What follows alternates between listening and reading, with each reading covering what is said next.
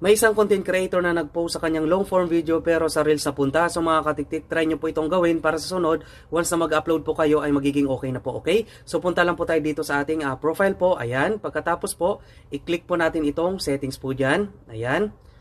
Pagkatapos po rito, scroll up lang po natin at hanapin po natin itong media po. Ayan po. Okay. So pagka-click po natin dyan, scroll up again. Okay po. Tapos hanapin naman po dito yung post short videos as reels. So dito makikita nyo po yung choices dyan. Always as, public as reels, public as post. So ang kailangan dyan is itong always as. Dapat yan ay naka-check po. Pagkatapos mag-try po tayo mag-upload po. Okay, so halimbawa dito po, what's on your mind? So halimbawa dyan po kayo nag-post. Tapos okay, mamimili po tayo ng ipopost po natin. So halimbawa ito.